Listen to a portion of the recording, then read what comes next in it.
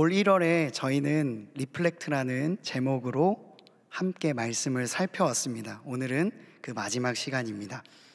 한 달간 같은 영상을 계속해서 반복해서 보셨을 텐데 2월 달에는 새로운 영상으로 찾아뵙도록 하겠습니다. 얼마 전 한 부서에서 자유에 대한 이야기를 나눈 적이 있습니다. 그래서 제가 그것을 말하고자 제가 생각해왔던 자유가 어떤 것인가, 나는 그간 내가 자유에 대한 정의를 어떻게 내려왔는가 정리해 볼 수가 있었어요. 그러다 보니까 인생의 중요한 순간 때마다 제가 정의 내렸던 자유의 그 정의가 좀 다르더라고요. 지금으로부터 17년 전, 그러니까 지금 제가 03 또래가 아닌 05학번이었을 때 네, 05학번이었을 때 저도 예쁨을 받던 새내기였습니다. 그래서 젊은 저는 제가 누리고자 하는 자유가 너무나도 컸기에 이렇게 자유를 정의했었습니다. 좀처럼 집에 가고 싶지 않았기 때문에 이제 자유다. 이제 한 번뿐인 나의 20대, 그리운 20대 마음껏 내 마음대로 살다가 정말 불태우다가 한번 살아보자. 이렇게 제가 자유를 정의했던 것 같습니다. 집에도 잘 안 가고 싶었고 어머니 아버지에게도 저는 이제 성인입니다 라고 이야기했던 호기로웠던 때가 있었습니다. 그 자유는요, 얼마 채 가지 못해서 저를 군대로 이끌었습니다. 그래서 군대에서 또 특별한 일로 인하여서 제가 1년간 교회를 못 나가게 됐었거든요. 그때 제가 이제 썬데이 크리스천에서 완전 벗어나게 되는 계기가 됐는데, 그때에 코앞에 있는 교회를 못 가는 저 자신을 보면서 자유를 새롭게 정의하기 시작했습니다. 그때 당시에 매주 제가 홀로 내무반에서 혼자 예배를 드렸거든요. 그때 자유는 자신의 권리를 정당하게 요청할 수 있는 담대함과 실력을 가지는 거구나 라고 자유를 정의하기 시작했습니다. 교회 가고 싶다는 말을 못 꺼내겠더라고요. 좀 무섭기도 하고 내가 그럴 만한 위치가 아니겠다라는 생각 때문이었는지도 모르겠습니다. 시간이 흘러서 27살, 제가 또래보다 좀 일찍 결혼을 했거든요. 그래서 27에 결혼을 하고 정신을 차려보니까 제 손에 아이가 들려 있었습니다. 그래서 아이를 재우는 28살, 그때엔 자유를 좀 이렇게 정의하게 되더군요. 자유라는 것은 내가 어떤 인생의 선택을 마음껏 하는 동시에 책임을 져야 하는 게 생기는 거구나. 자유는 곧 책임이구나 라는 생각을 하게 되었습니다. 시간을 흐르면서 계속 자유를 정의하다 보니까 제가 생각하는 자유가 조금씩 바뀌더라고요. 그러는 가운데 조금씩 추가되기도 하고 빠지기도 하고 조금 더 다른 차원으로 가기도 하고 하더라고요. 이제 37살이 된 저는 자유를 현재로서는 이렇게 정의하고 있습니다. 저는 또 청년 액티비티 담당 목사기도 하고 또한 가정도 있고 여러 가지 것들이 있는 저로서는 이렇게 자유를 정의하고 있습니다. 누군가에게 생명을 주기 위해서 나의 자유를 기꺼이 제한할 수 있는 자유. 다시 한번 말씀드릴게요. 누군가에게 생명을 주기 위해서 나의 자유를 이제는 스스로 제어할 수 있는 자유. 저에게 자유는 그런 의미입니다. 제 자유가 여러분들에게 동일하게 적용되지 않을 수 있습니다. 그렇지 않아도 상관없습니다. 제가 여러분들에게 드리고 싶은 말은 여러분이 자유가 무엇인지를 정의해 볼 필요가 있다는 거예요. 그리고 그것이 지금 정의한 자유와 훗날 여러분들이 자유를 다시 정의했을 때 그때와 지금은 같은지 혹은 어떤 면이 바뀌었는지를 정리해 볼 필요가 있다는 겁니다. 제가 20살, 22살, 28살, 37살 시간이 흐르면서 자유를 계속해서 바꾸게 정의해서 왔는데 거기에 영향을 많이 주었던 것은 하나님의 말씀이었어요. 제가 20살 때 했던 정의와 지금의 정의가 다른 것은 하나님의 말씀의 영향을 많이 받았기 때문이고 그 말씀을 거울 삼아서 나의 자유도 재정의해왔기 때문입니다. 여러분은 자유를 어떻게 정의하고 계십니까? 오늘 한번 정의해 보셨으면 좋겠고요. 리플렉트의 마지막 시간, 오늘 우리는 자유에 대해서 이야기를 해보려고 합니다. 모든 묶임, 모든 불편에서 자유로워지고 해방되는 것이 자유의 정의라고 생각할 수도 있겠지만, 생각을 좀 해보면 자유는 최소한의 묶임이 있을 때 더 강하게 발휘할 수 있는 것이라고 생각을 합니다. 왜냐하면 자유는 있는데 경계가 없으면요, 서로의 자유가 서로를 침범해서 오히려 더 부자유하게 될 수도 있기 때문입니다. 예를 들자면 우리가 카페나 길거리에서 서로의 말소리를 최대한 줄이게 듣기 위해서 우리가 최소한의 나 자신을 묶는 도구가 있다면 그건 바로 노이즈 캔슬링 이어폰이겠죠. 우리는 우리의 자유를 보호하기 위해서 최소한의 묶임의 도구를 사용합니다. 그런 점에서 어느 정도의 묶임은 우리의 자유를 더 크게 만들 수 있는 도구가 되기도 합니다. 넓게 말하면 공공질서가 될 수도 있겠고, 더 넓게 말하면 법이 될 수도 있을 거예요. 성경을 읽다 보면요, 초반엔 재밌다가 점점 힘들어지는 구간이 있습니다. 바로 하나님께서 노예 생활에서 바로 나온 이스라엘에게 하나님의 법을 알려주는 장면이죠. 출애굽기 20장부터 시작되는 하나님의 법들이 우리를 성경 통독을 못하게끔 막는 장치가 되기도 합니다. 이 부분부터 하나님께서는 아주 세세하게 법칙을 알려주시고 규율을 얘기해 주십니다. 그리고 이 묶임과 같은 규율이 우리의 집중력마저 묶어버려서 우리는 스르르 잠에 들게 되죠.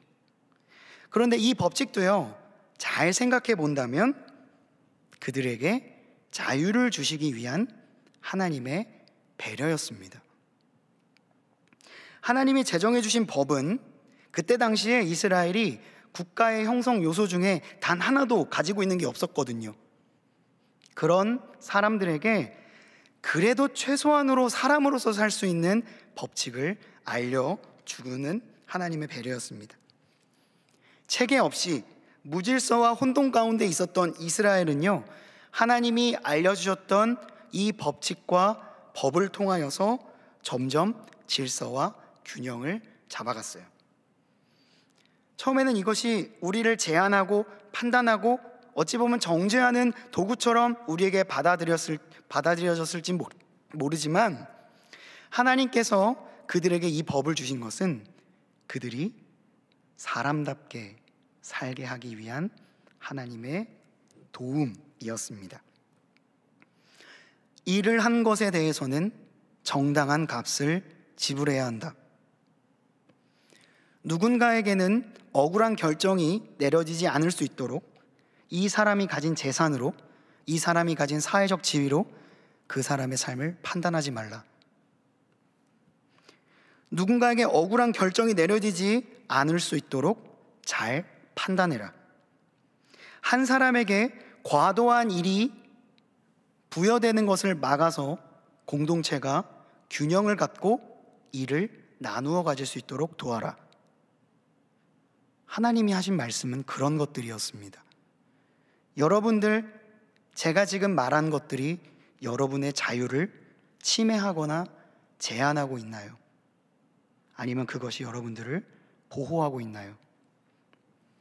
하나님은 법칙을 그들에게 제시함으로써 서로가 서로를 배려하고 돕는 법을 알려주셨습니다. 그래서 하나님이 가지신 성품인 정의가 그 땅 가운데서 어느 정도는 실현될 수 있도록 도와주셨어요.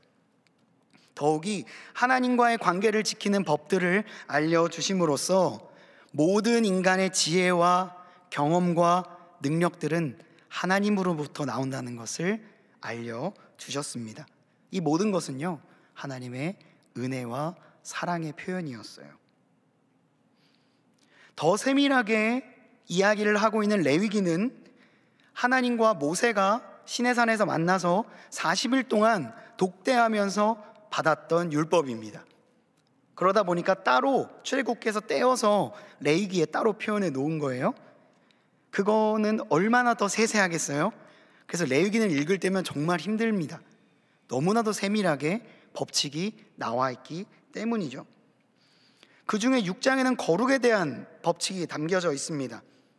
내가 알지 못하는 사이에 부지 중에 죄를 지었을지라도 누군가가 나의 일로 인해서 피해를 입었다면 배상해야 된다, 이런 말씀들이 담겨 있어요. 더욱이 이것이 죄임을 알고도 순간 눈을 감고 죄를 지어서 누군가가 정말로 공경에 처하게 됐을 경우에는 그 사람에게 더 많은 웃돈을 주어서 배상해야 하고, 하나님 앞에서도 이 죄에 대해서 잘못을 고해야 한다. 왜 이렇게까지 도덕적이고 때로는 다른 사람에게 피해를 주지 말라고 이야기하고 있는 걸까요? 이스라엘은요, 방금 전까지 노예였습니다. 노예에게는 법보다는 매, 폭력, 그리고 고함이 훨씬 더 잘 통할 거예요. 그렇게 노예 생활을 하던 사람들이 이제는 사람답게 살려고 하는데 법칙이 없는 겁니다.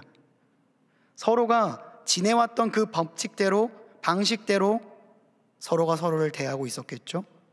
그러니까 하나님께서는 그들을 노예가 아닌 한 사람으로 살게 하기 위해서 사람됨의 가르침을 가르쳐 주셨던 겁니다. 그래서 누군가한테 잘못하면 사과를 해야 한다. 나의 생명과 시간이 소중한 만큼 다른 사람의 생명과 시간도 똑같이 중요하다. 내가 가진 재산과 타인이 가진 재산은 동등한 가치를 지니니 서로 상호간에 공평하게 부를 분배해야 한다. 이런 이야기들을 하나님께서 하셨던 겁니다. 이것은 너무 아이러니하게도 너무나도 기본적인 법칙임에도 불구하고 지금도 잘 지켜지지 않는 이야기들입니다. 그리고 여러분들도 장차 더 지켜가기가 힘들어질 법칙들입니다. 지금은 사소한 불의에도 분노할지 모르지만 나중에 여러분들이 나이가 더 들면 그 정도 불의는 눈 감을 수도 있습니다. 아주 사소한 법칙은 그렇기 때문에 더 잘 안 지켜지기도 하죠. 정말 그랬습니다. 모세와 하나님이 독대하여서 40일 동안 이스라엘을 보호하고 서로가 서로를 배려하게 만드는 법을 만드는 동안 이스라엘은 그 시간을 좀처럼 기다리지 못했어요. 40일 동안 모세가 내려오지 않자 출애굽기 32장은 더딤이라는 단어를 사용해서 그들이 금송아지를 만들게 되었다고 이야기하고 있습니다. 여기서 더딤으로 번역된 히브리어 부시는 단순히 지연되다 이런 말을 담고 있는 것뿐만 아니라 당황하다, 실망하다, 부끄러워하다 라는 뜻을 갖고 있습니다. 그들이 40일 동안 기다렸는데 하나님이 말씀하시지 않고 모세가 더디 오는 겁니다. 언제까지 이러고 있어야 되지? 내 맘대로 하고 싶은데 더 이상 못 참겠어 라고 하는 생각들이 그들로 하여금 하나님의 말씀과 모세의 그간의 노력을 당황스럽게 만들고 부끄럽게 만들어서 그들은요 금송아지를 만들게 됩니다. 그들이 노예였는데 얼마나 많은 재산이 있었을까요? 별로 없었을 거예요. 그들은 자신의 거의 전 재산에 해당하는 금과 은을 가지고 하나님이 아니면 서로를 돕는 데 사용하지 않고 금송아지를 만드는데 다 쓰게 됩니다. 그 금과 은은 하나님이 주신 선물이었고 그들의 성장을 위해서 써야 할 물품이었는데도 그들이 그 잠시의 제한을 견디지 못하고 하나님이 아닌 우상을 섬기는데 모든 걸 다 쏟아붓게 되는 것이죠. 하나님과 모세는 그들에게 조금 더 높은 차원의 자유를 주기 위해서 계속해서 이야기 중이었습니다. 그러나 그들은 조금 더 낮은 차원의 자유를 누리기 위해서 자신이 가지고 있는 소중한 시간과 노력과 모든 정성을 우상에 다 쏟아 부었습니다. 자신의 자유를 남용하고 있던 거죠. 지금까지의 이야기를 가장 정확하게 주석한 성경이 있다면 갈라디아서 5장 13절일 겁니다. 이 모든 이야기를 요약하고 이 모든 이야기의 주석을 한 문장으로 정리해서 이렇게 말합니다. 형제들아, 너희가 자유를 위하여 부르심을 입었으나 그러나 그 자유로 육체의 기회를 삼지 말고 오직 사랑으로 서로 종노릇하라.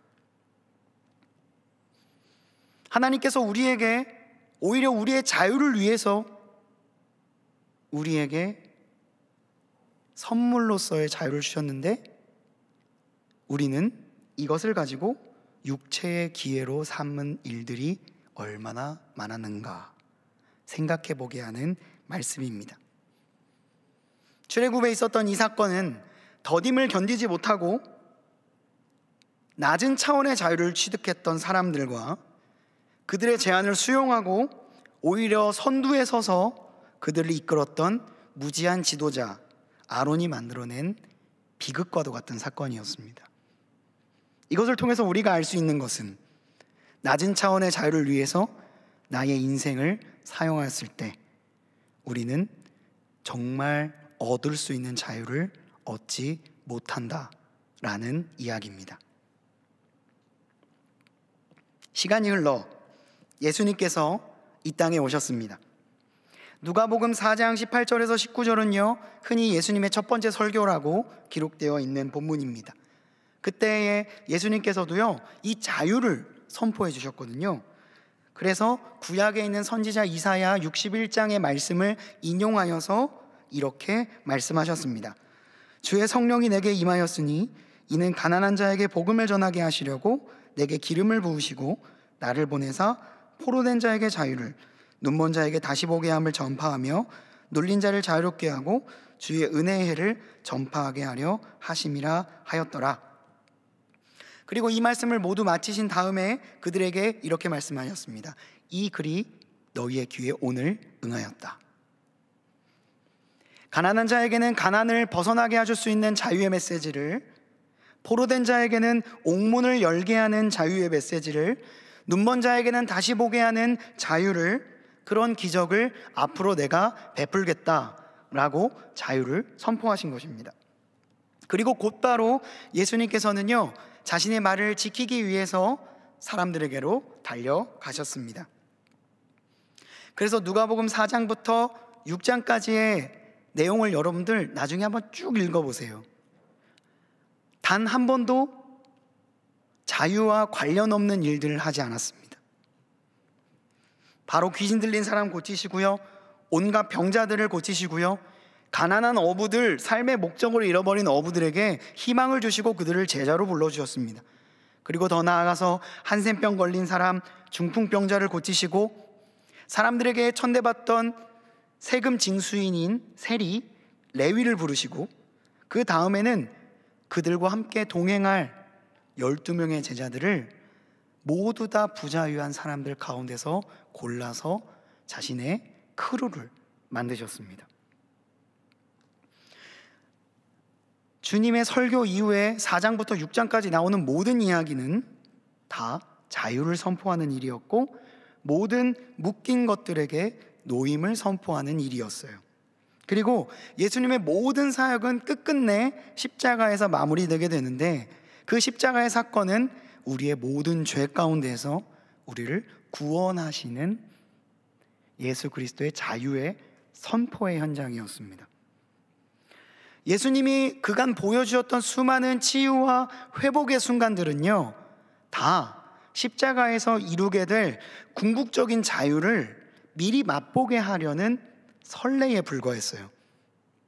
그러니까 모든 치유, 모든 회복, 모든 예수님의 선포와 말씀, 행동은요 모든 인류에게 결코 해결되지 않았던 죄의 모습, 그것을 내가 일단 스탑 시켜주시겠다는 선포였습니다.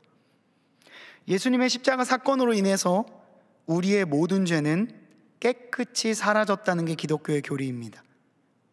예수 그리스도께서 십자가에 달려서 우리와 모든 죄를 싹 다 짊어지고 대신 죽임을 당하셨다.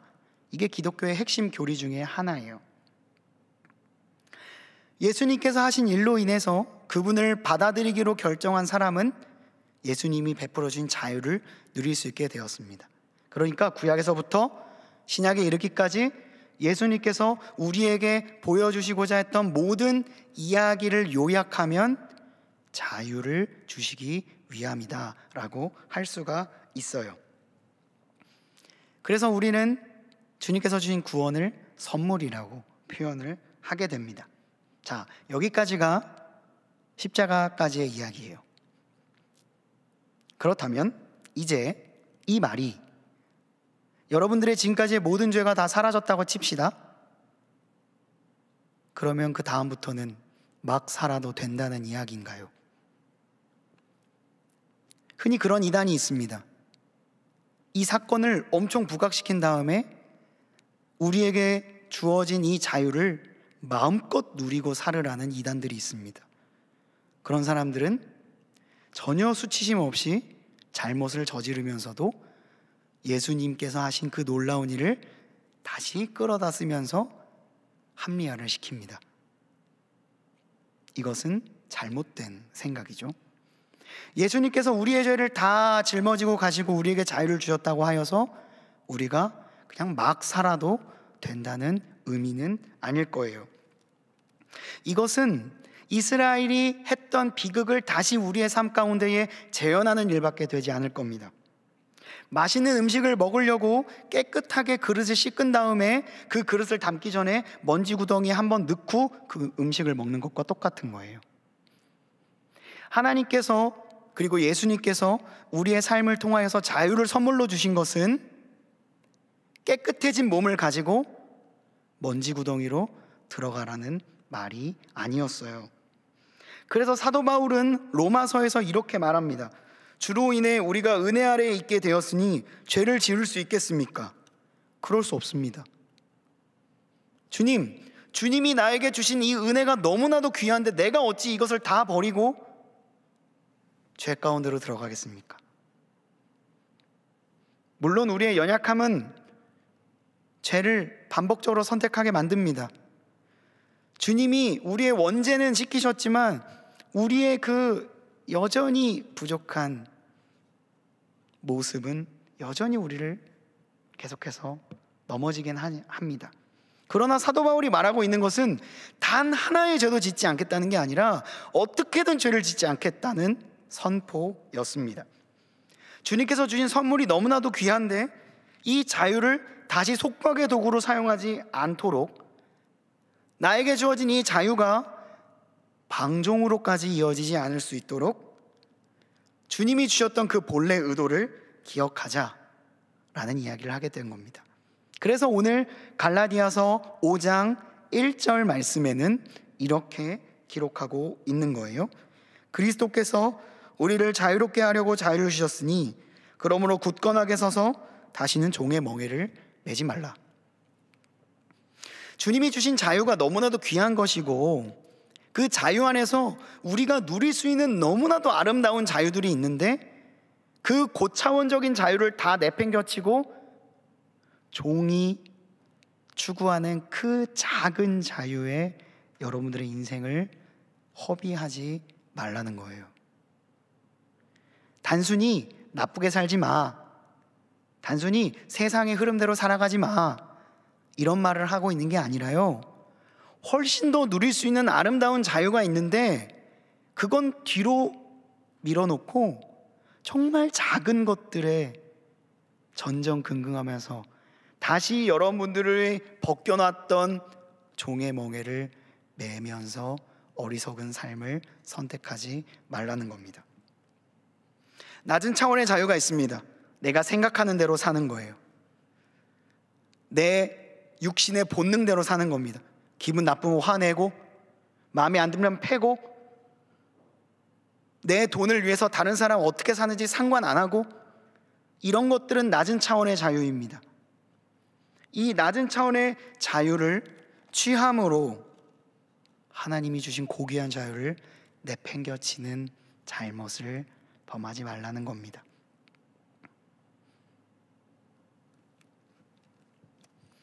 더 높은 자유는 무엇일까요?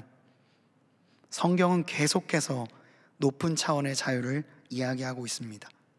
그것은 바로 나와 더불어 살아가는 사람들을 위해서 나의 자유를 조절하는 자유예요.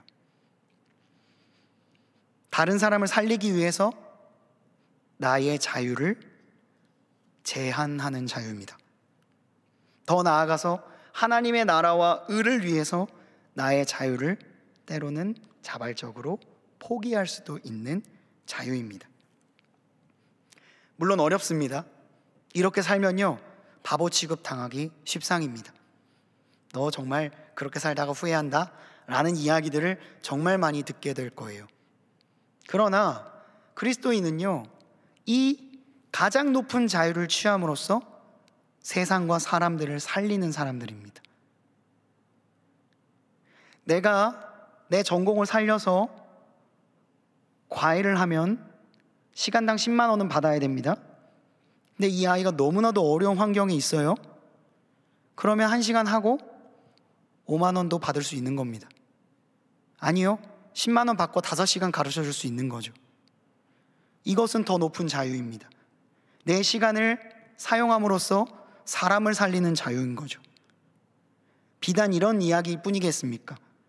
여러분들이 갖고 있는 자유들을 나만을 위해 사용하는 것이 아니라 하나님의 나라와 어떤 사람을 죽어져가는 영혼을 살리는 데에 사용할 수 있는 자유는 하나님이 주신 자유를 소유한 사람만이 할 수 있는 선택이에요. 여러분들이 공부를 하면 더 높은 연봉을 받을 수 있습니다. 그리고 좋은 차를 탈 수도 있고 더 높은 학위는 여러분들의 성공과도 직결될 거예요. 그렇게 해서 여러분들이 자유를 얻는 것을 높은 차원의 자유로 사용을 하는 법, 성경은 그런 것들을 가르치고 있는 거예요. 그럴 때 여러분들을 통해 세상이 바뀔 것입니다. 그리고 그런 그리스도인들을 통해 사람들은 여러분들이 믿는 기독교를 인정하기 시작할 거예요. 여러분들이 더 높은 자유, 더 높은 자유를 말하지만 여러분들의 삶이 더 낮은 자유, 더 낮은 자유만을 추구하고 있다면 사람들은 여러분들의 신앙을 주술로 생각할 겁니다. 그리고 예수님이라는 존재는 여러분들을 단순히 부하게 만들고 더 많은 자유를 가지고 잘 먹고 잘 살게 만드는 그냥 다른 신들과 똑같이 보게 될 거예요. 주님이 말씀하신 자유는 그런 자유가 아닙니다. 주님은 오히려 여러분들의 자유를 통해 그것을 제한하고 사람을 살리는 자유를 이야기하고 계신 거예요. 지금까지는 이론이었습니다. 그럼 실천적으로 어떻게 살 수 있을까요? 그래서 제가 짧게 제 이야기를 조금 해드리려고 합니다. 제가 이렇게 사역자들은요, 이렇게 파트 전도사님부터 쭉쭉쭉쭉 가면 조금 그래도 사례비가 늡니다. 그래서 제가 목사가 됐을 때 그래도 사례비가 제일 많을 수 있어요. 근데 제가 목사 한 수 받고 바로 독일로 갔기 때문에 거기서 교육 목사를 하게 됐습니다. 그래서 제가 교육 전도사 사역을 할 때보다 절반의 사례비를 받게 됐습니다. 한 40만 원 정도 받았던 것 같아요. 그러다가 제가 스위스로 이사를 가게 됐습니다. 아내가 스위스 학교가 돼가지고 가게 됐어요. 그래서 제가 독일 교회에서 5개월밖에 사역을 못하는 거예요. 제가 동학교에서 독일로 갈 때 중간에 사임했거든요. 죄송합니다. 근데 제 목표를 위해서 중간에 사임하고 갔습니다. 근데 5개월 만에 또 다시 사임을 하려고 하니까 너무 민망한 거예요. 누가 뭐라고도 안 했고, 교인들도 사실 뭐 해외 생활하면서 다 이사 갈 수 있는 건데요, 뭘 이렇게 얘기했는데 저 너무 마음에 걸리는 거예요. 그래서 바보 같은 제안을 했습니다. 비행기 타고 다니면 안 될까요? 성도님들이 뜯어 말렸습니다. 목사님, 너무 순진하시다. 목사님 세상 물정 모르시네.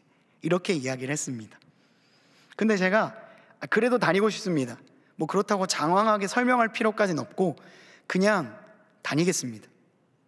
미리 예약하면 쌉니다 라고 이야기해서 1년치 비행기를 다 샀다. 약간의 거짓말을 했습니다. 한 3개월치 사고 또 3개월치 사고 막 그랬습니다. 비행기 타면 그렇게 싸지더라고요, 미리 사면. 그래서 왔다 갔다 시작했습니다. 스위스 치리히에서 독일 뒤셀도르프까지는 1시간 10분, 제주도 정도의 거리입니다. 우리나라 돈으로 한 10만 원 정도면 왕복을 할 수 있습니다. 찾아보니까 아침 7시 20분에 비행기를 타면 디셀도르프에서 가서 사역하고 저녁 7시에 다시 취리로 돌아오는 여정이 가능했습니다.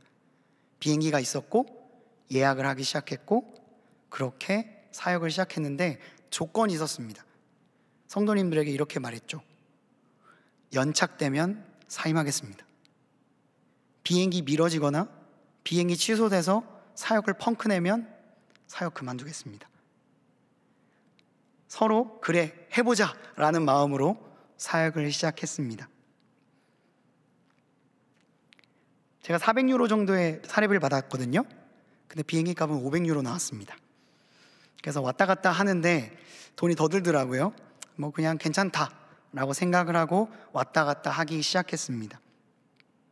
때로는 엄청 특가가 나와서 400유로 밑에 비행기를 예약하기도 하면 마치 당첨이라도 된 듯 좋았습니다.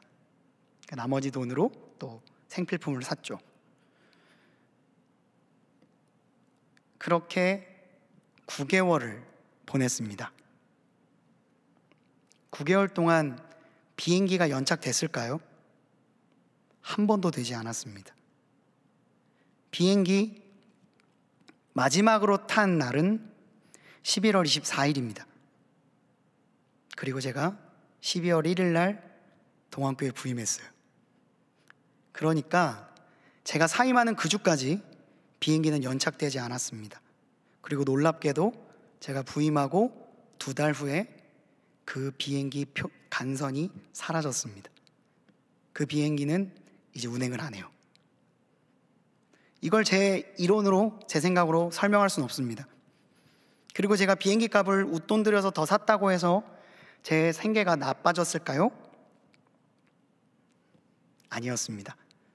성도님들은 바자회를 해서 제 생활비를 마련해 주었고 제가 갈 때마다 음식을 어마어마하게 싸주셨습니다. 그래서 저는 빈 캐리어를 들고 가서 꽉 찬 캐리어를 들고 와서 물가 비싼 스위스에서 돈 한 푼도 안 쓰고 일주일 동안 먹었습니다. 그러면서 제가 9개월 동안 셀프 컨트롤을 썼고요. 그 셀프 컨트롤을 통해서 제 영혼이 회복되는 시간을 가졌습니다. 더 나아가서 돈을 한 푼도 받지 않기 때문에 이 돈 아까워서라도 사역 열심히 해야겠다는 생각을 들어서 정말 독일교회에서 열심히 사역을 했습니다. 여러분, 대가 없이 무언가를 할 때 더 많은 자원하는 마음과 능력이 나온다는 거 아십니까? 돈을 받으면 받은 만큼 일하게 됩니다. 돈을 안 받으면요, 그 이상의 것도 할 수 있어요.